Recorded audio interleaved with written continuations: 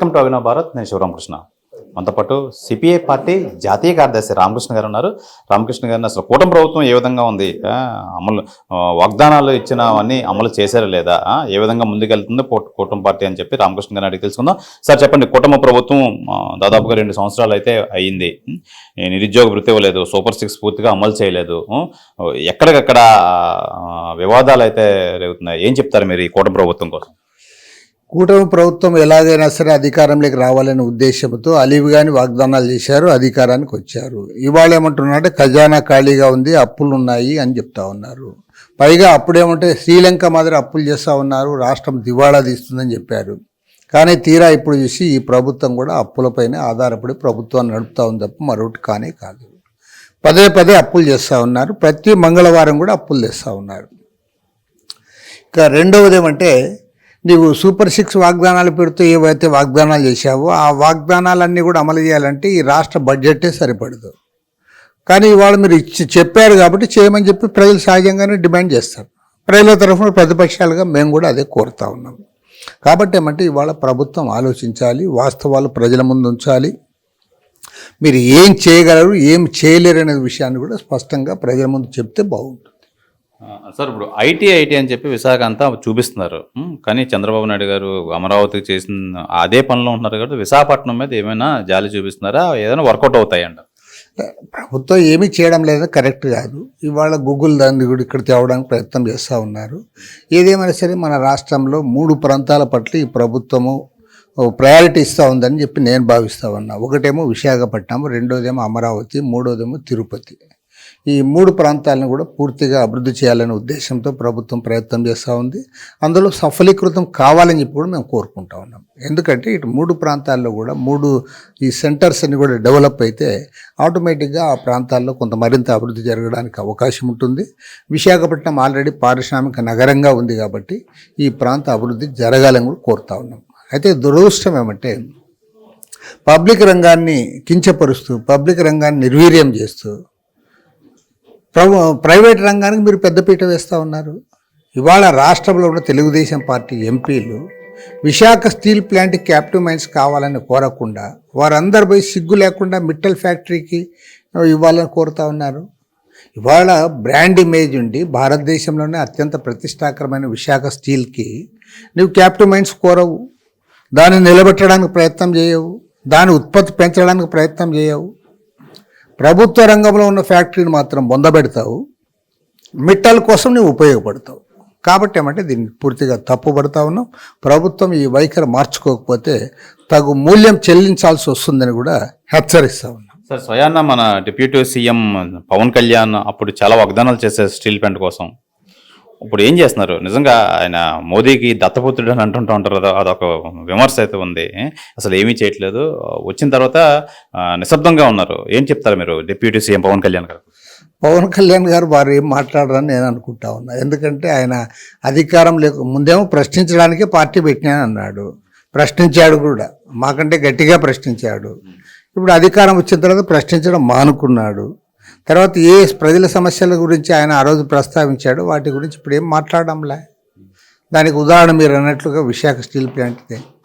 మరి దానిపైన మాట్లాడాలి, ఆయన మాట్లాడాలి, చంద్రబాబు నాయుడు గారు మాట్లాడాలి, అదేవిధంగా మన రాష్ట్రానికి చెందిన పార్లమెంట్ సభ్యులందరూ కూడా మాట్లాడాలి.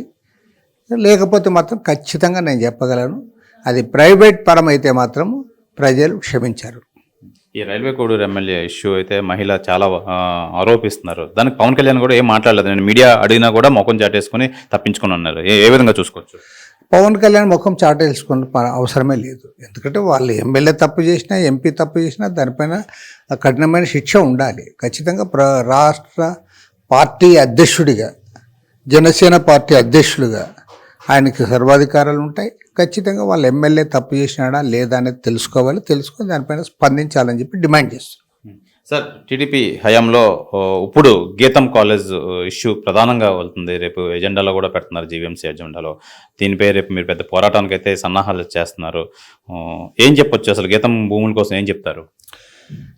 గీతం భూములనే కాదు, రాష్ట్రంలో భూపందారం చేయడానికి చంద్రబాబు నాయుడు గారు సిద్ధమైపోతున్నారు. అది సరైనది కాదు. ఎందుకంటే విశాఖపట్నంలో ఇవన్నీ కాస్ట్లీ ల్యాండ్స్, అమరావతిలో కూడా కాస్ట్లీ ల్యాండ్స్ ఉన్నాయి. రాష్ట్ర వ్యాప్తంగా కూడా భూముల విలువ పెరిగిపోయింది.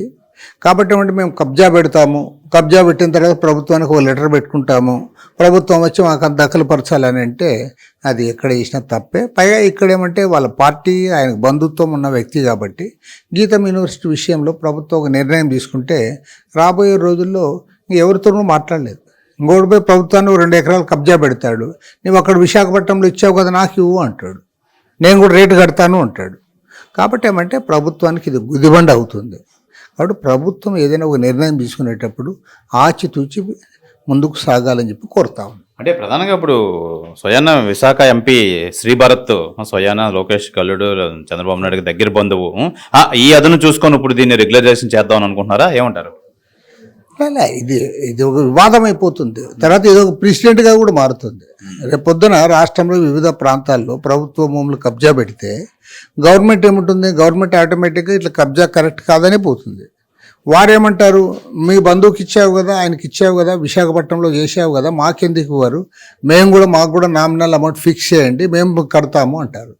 అంటే ఆన్పార్ విత్ గీతం యూనివర్సిటీ. అంటే ఎదురెదురుగా జగన్మోహన్ రెడ్డి హయాంలో ఆ ప్యాలెస్ హాట్ టాపిక్ అయింది, ఇప్పుడు గీతం హాట్ టాపిక్ అవ్వబోతుందా? ఎదురెదురుగా ఉన్నవి అది వేరే ఇది వేరే, 2 ఇష్యూస్ వేరే. ఎందుకంటే అది ప్రభుత్వ స్థలంలో ఆయన ప్రభుత్వం కోసం ఒక బిల్డింగ్ కట్టాడు, దాని గురించి మాట్లాడారు, అది దుబారా ఖర్చు చేసినారని మాట్లాడడం తప్ప దాంట్లో ఏం లేదు. కానీ ఇది అట్లా కాదు కదా, విలువైన కోట్ల రూపాయల విలువైన భూములు ఆయనకు నువ్వు ధారాదత్తం చేసిన తర్వాత దానిపైన ఒక లెజిటిమసీ అంటే ఆయనకు ఒక చట్టపరంగా ఆయనకు ఒక హక్కు నువ్వు ఇచ్చిన తర్వాత ఆటోమేటిక్గా రేపు పొద్దున్న దీన్ని ఒక ప్రెసిడెంట్గా మార్చుకొని రాష్ట్ర వ్యాప్తంగా ఎక్కడికక్కడ కబ్జాలు చేసుకునేవాళ్ళు, కబ్జా అయిన తర్వాత గవర్నమెంట్కి దరఖాస్తు చేసుకునేవాళ్ళు, ఇవన్నీ కూడా ఉంటాయి. కాబట్టి గవర్నమెంట్ 1కి 2 సార్లు ఆలోచించాలని చెప్పి కోరుతాం. సార్ ఇప్పుడు ఇదే విధంగా వెళ్తే రాష్ట్రం అంతా మొత్తం కబ్జాలకు గురవుతుంది. ఫైనల్గా కూటమి ప్రభుత్వం పాలన ఏ విధంగా ఉండబోతుంది, రానున్న రోజుల్లో ఏ విధంగా ఉంటుంది? గవర్నమెంట్ సరైన వైఖరిలో పోవడం లేదని భావిస్తూ ఉన్నా. ఎందుకంటే వీరు ప్రైవేట్ రంగానికి పెద్దపీట వేస్తూ ఉన్నారు, ప్రభుత్వ రంగాన్ని నిర్వీర్యం చేస్తూ ఉన్నారు. ప్రభుత్వ రంగంలో ఉండాల్సినటువంటి మెడికల్ కళాశాలను కూడా ప్రైవేట్కి అప్పచెప్తా ఉన్నావు. ఆల్రెడీ విద్యారంగాన్ని టోటల్గా ప్రైవేట్కి అప్పచెప్పావు, వైద్య రంగాన్ని కూడా అప్పచెప్తా ఉన్నావు, విశాఖ స్టీల్ని కూడా ప్రైవేట్ పరం చేస్తూ ఉన్నావు. వీటన్నిటి ఫలితంగా ప్రభుత్వం యొక్క పరిపాలన అనేది అది రాంగ్ ట్రాక్ ఎక్కిందని చెప్పి నేను భావిస్తాను. Thank you. ఇది ప్రధానంగా మనం చూసుకోవచ్చు, కూటమి పాలన అయితే మటుకి తప్పు దోవలు వెళ్తుంది, మొత్తం రాంగ్ ట్రాక్లో నడుస్తుంది. ఏదేమైనా ఇది కరెక్ట్ కాదు. ప్రధానంగా ఈ గీతం భూములు రెగ్యులైజేషన్ కరెక్ట్ కాదు. ఒకవేళ రెగ్యులైజేషన్ చేస్తే మటుకి మొత్తం రాష్ట్రం అంతా అందరూ వస్తారు, మాకు చేయండి అని. ఇది ఎట్టి పరిస్థితుల్లోనూ మేము ఊరుకోం, వామపక్షాలుగా మేము పెద్ద ఎత్తున దీన్ని అయితే అడ్డుకుంటామని చెప్పి సిపిఐ పార్టీ జాతీయ కార్యదర్శి రామకృష్ణ తెలియజేస్తున్నారు. కెమెరామెన్ రాఘవతో శివరామకృష్ణ, అభినవ్ భారత్, విశాఖపట్నం నుంచి.